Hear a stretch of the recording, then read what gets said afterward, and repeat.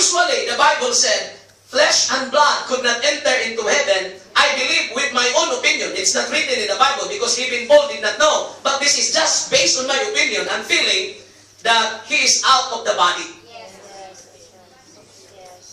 Everybody shall amen. Amen. But we could not make a doctrine out of it. Don't believe what I'm saying about my opinion because the Bible said he doesn't even know.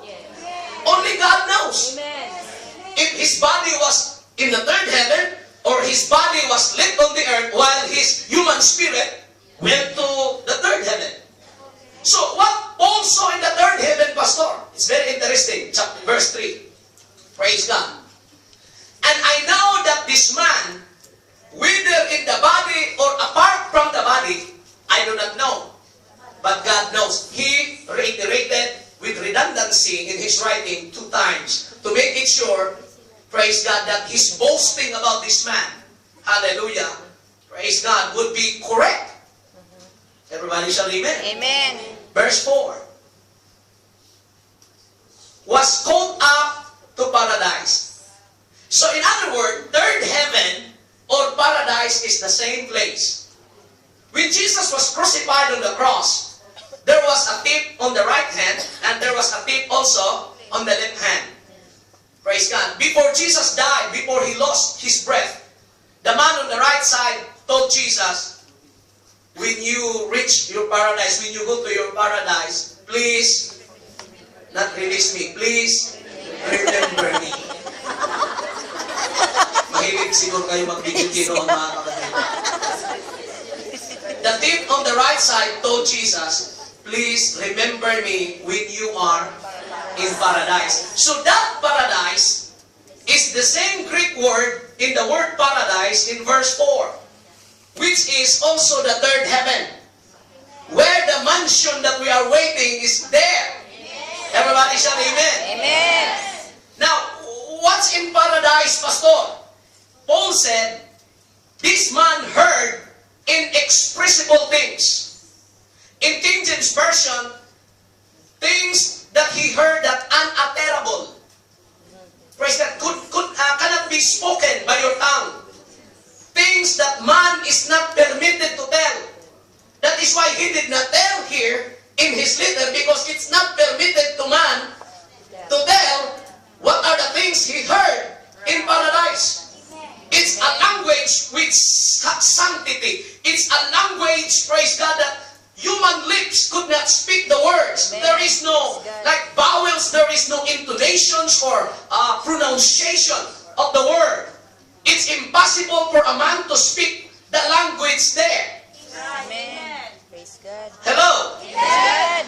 Praise God. So, just imagine with me, of all the apostles, Paul is the only apostle who really experienced to go in paradise.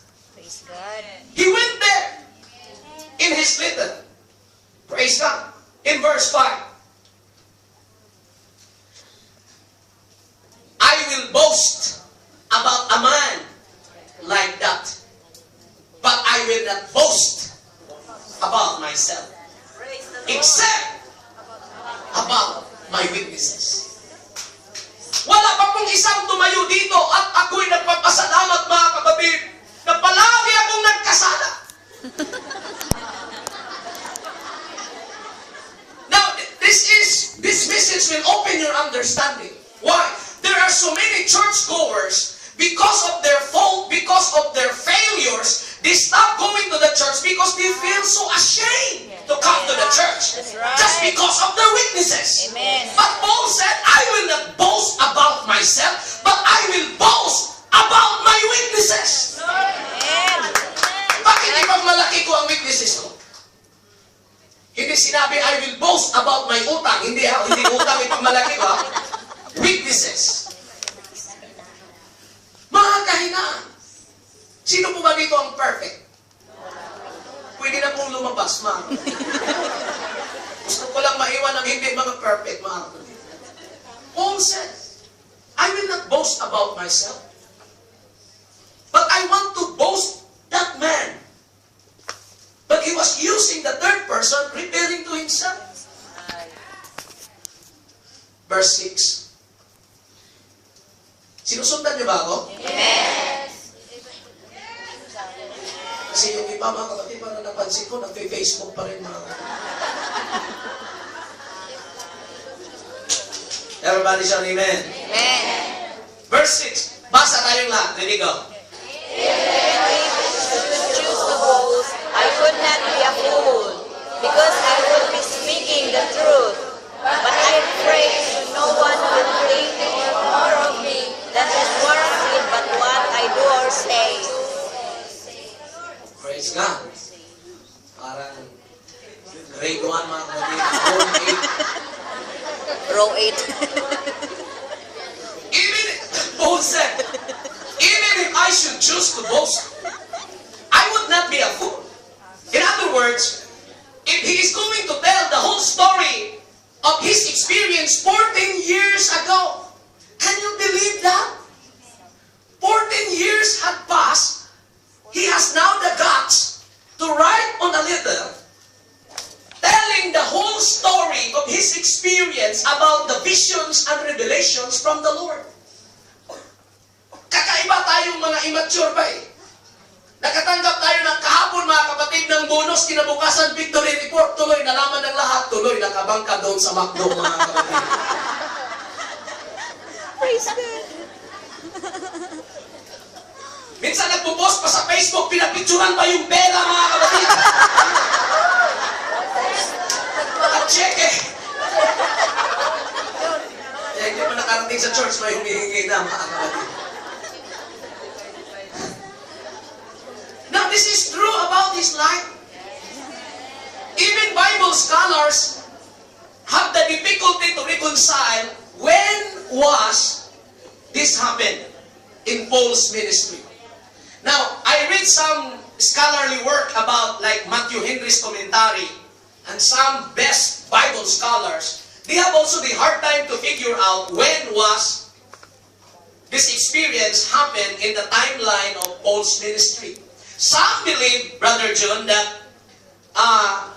Paul went to heaven, in the third heaven, when he was blinded for 3 days, when he was walking in the Strait of Damascus, when Jesus revealed to him that he was Jehovah.